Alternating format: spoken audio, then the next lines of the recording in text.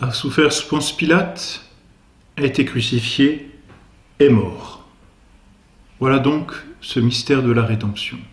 Quand on lit cet article du Credo, on pourrait bien se demander, était-il vraiment nécessaire que Dieu s'incarnât sur la terre, qu'il mourût sur la croix pour nous? Certes, si l'on considère la toute-puissance de Dieu, il n'était pas nécessaire que notre Seigneur s'incarnât. Le sacrifice de la croix n'était nullement nécessaire.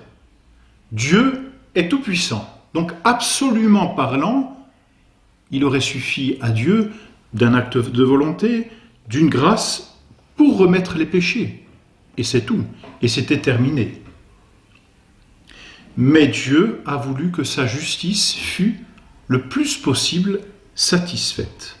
Satisfaire signifie faire assez. Faire assez ou satisfaire, dans ce cas de la justice, c'est compenser. Compenser quoi? Compenser l'offense. Réparer l'offense de façon digne, condigne, c'est-à-dire compenser l'offense et ainsi donner à Dieu la justice nécessaire par laquelle, en rétribution du péché. C'est pourquoi Dieu a décidé que cette rédemption, que cette satisfaction serait offerte par un homme Dieu, c'est-à-dire par une personne à la fois homme, à la fois Dieu. Pourquoi? Parce qu'une simple créature était incapable de satisfaire à la justice divine. Un homme, un simple homme, ne pouvait pas rendre à Dieu cette satisfaction. Pourquoi? Mais parce que, tout simplement, le péché avait corrompu la nature humaine. Et cette corruption était telle que, dans cet état de corruption, l'homme ne pouvait plus donner quelque chose de digne à Dieu. Il était lui-même corrompu et ses actions devenaient par le fait même corrompues elles-mêmes. Donc il ne pouvait pas réparer le dommage. Celui qui a perdu la santé n'a plus la santé pour la recouvrer, justement. Il lui faut l'aide d'un adjuvant extérieur. L'homme était blessé par le péché. Il ne pouvait pas, dans sa nature blessée, rendre à Dieu la justice équivalente. Et puis, d'autre part, le péché se mesure à la personne qui est offensée. Le péché est une offense à Dieu, et Dieu est infini. Donc le péché comporte quelque chose d'infini. Voyez-vous, quand on offense une personne haute placée en dignité, un prince, par exemple, ça n'est pas la même chose que lorsque on offense une personne qui n'est pas placée ou qui n'a pas d'honneur. L'offense existe toujours, mais elle diffère, on peut dire, en degrés, en raison de l'honneur de telle ou telle personne. Or, Dieu est la toute-puissance et la souveraine majesté. C'est pourquoi l'offense qui atteint Dieu comporte une certaine infinité en raison de l'infinité divine. Si l'offense comporte une certaine indignité, eh bien il est nécessaire que la justice qui va réparer l'offense, pour qu'elle soit équivalente, équiparée à l'offense, comporte elle aussi une certaine infinité. Or l'homme ne peut pas offrir quelque chose d'infini. C'est un être fini. Voilà pourquoi Dieu a décidé que ce serait un homme Dieu qui offrirait cette satisfaction à Dieu. Et on comprend aussi comment le mystère de l'incarnation est ordonné finalement au mystère de la rédemption. Si notre Seigneur s'incarne, s'il assume la nature humaine en même temps qu'il garde sa nature divine, c'est pour pouvoir, sur la croix, offrir un sacrifice qui soit un acte de l'homme et un acte de Dieu. Un acte par lequel il répare au nom de tous les hommes parce qu'il est homme, un acte qui répare suffisamment avec une certaine infinité parce qu'il est Dieu.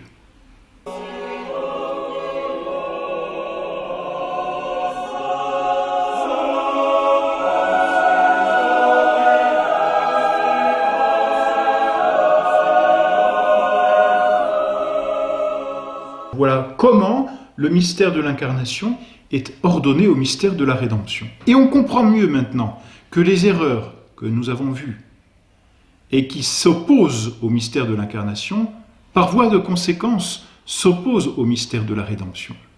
Si notre Seigneur Jésus-Christ n'est pas Dieu, par exemple, son sacrifice n'a aucune valeur. Il n'a pas de valeur infinie. Il ne répare donc pas la justice divine. Mais à l'inverse, si notre Seigneur n'est pas homme, alors le sacrifice qu'il accomplit sur la croix n'est pas le sacrifice d'un homme. Et que vaut-il pour nous alors? Justement, notre Seigneur a voulu être un parmi nous, sans assumer le péché, mais il s'est fait pécher sans avoir péché, dit saint Paul, justement pour pouvoir réparer au nom de tous les hommes. Voilà pourquoi il fallait qu'il soit à la fois homme, à la fois Dieu. La passion a donc été le moyen choisi par Dieu, accepté par notre Seigneur Jésus-Christ, pour réparer l'offense du péché, l'offense de tous les hommes. Par conséquent, cette satisfaction, c'est-à-dire ce sacrifice, satisfacere une fois encore, par lequel on fait assez, c'est-à-dire par lequel on compense suffisamment l'offense, une justice donc qui équivaut à l'offense faite à Dieu. Par conséquent donc, cette satisfaction fut d'abord volontaire, c'est-à-dire de la part de notre Seigneur Jésus-Christ, elle est libre. C'est de moi-même que je donne ma vie. Et du reste, juste avant de mourir, notre Seigneur dit « Père, entre vos mains, je remets mon esprit. Ma vie, on ne me l'ôte pas, c'est moi qui la donne. »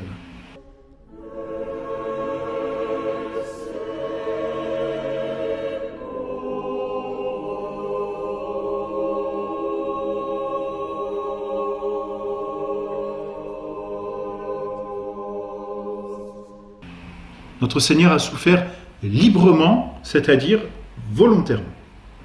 C'est la première qualité de cette satisfaction. Ensuite, cette satisfaction, comme nous l'avons déjà dit, est équivalente. C'est-à-dire que la réparation est égale à l'offense. Les souffrances de notre Seigneur Jésus-Christ, en raison de l'union hypostatique, donc en raison de cette personne divine qui assume la nature humaine, ces souffrances donc constituent une réparation égale à l'offense. Mais il faut dire encore plus que non seulement cette réparation ou cette satisfaction est équivalente, mais en plus elle est surabondante. C'est-à-dire que non seulement le péché est réparé à hauteur, mais la réparation est encore plus grande que le péché. Et c'est ce qu'il y a de merveilleux, et c'est ce qui laisse une espérance à tout chrétien. La passion de notre Seigneur Jésus-Christ est surabondante. Il y a dans sa mort sur la croix un excès de réparation, c'est-à-dire un excès d'amour. Et c'est là vraiment que Dieu a voulu nous montrer combien il nous aimait, nous, ces pauvres créatures. Il y a en lui une abondante rédemption. On lit ça dans les psaumes. Mais saint Paul dit aux Romains, là où le péché a abondé, la grâce a surabondé. Il y avait beaucoup de péchés, mais il y a encore plus de grâce. Et saint Jean Chrysostome commente, disons, cette surabondance en disant « Ce qui suffisait à la justice ne suffisait point à l'amour. » Voilà comment donc cette satisfaction est surabondante. Et ensuite, il faut dire, et c'est nécessaire de le dire, que cette satisfaction est universelle. C'est la quatrième qualité. Satisfaction volontaire ou libre, équivalente et même surabondante, mais en même temps universelle. Et c'est ce qui découle de cette surabondance. Notre Seigneur est mort pour tous les hommes, et il n'excepte aucun homme. Il est mort pour tous. Vous avez été mis à mort, c'est saint Jean qui dit dans l'Apocalypse, et vous nous avez rachetés pour Dieu par votre sang de toute tribu, de toute langue, de tout peuple et de toute nation. Le salut est universel. Dieu veut le salut de tous les hommes. Et en mourant sur la croix et en offrant une satisfaction surabondante, notre Seigneur, Dieu, nous prouve à l'excès, on peut bien le dire, non seulement qu'il nous aime, mais qu'il nous a tous rachetés et qu'il veut le salut de tous les hommes. Donc, cette satisfaction est universelle en ce qu'elle est ordonnée au salut de tous les hommes et de toutes les âmes. Elle est universelle aussi, si l'on regarde du côté du péché, en ce que tous les péchés ont été satisfaits par cette passion. Personne ne peut dire « mon péché est trop grand pour qu'il soit pardonné ». Ça n'est pas possible. Et c'est pourtant là le péché de Judas. Judas qui se rend compte qu'il a trahi son maître, qu'il l'a livré pour de l'argent, et qui est pris par le remords, dit l'Écriture. Donc Judas se rend bien compte de son péché, il en pèse la gravité.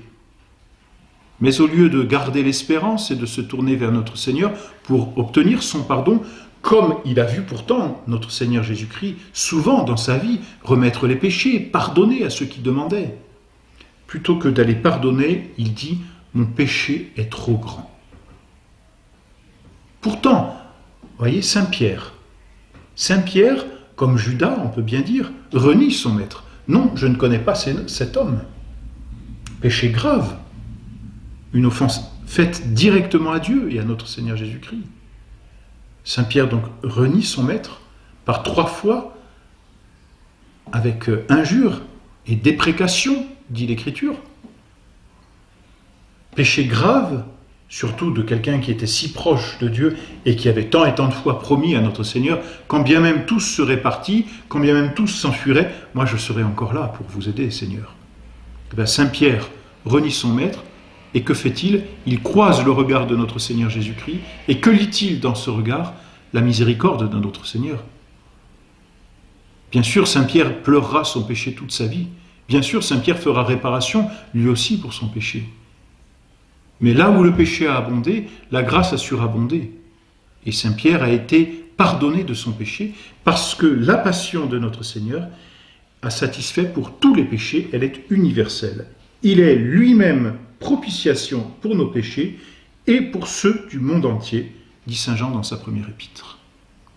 Par la satisfaction, par la réparation, par le sacrifice de notre Seigneur Jésus-Christ, nous pouvons tous être sauvés sans exception.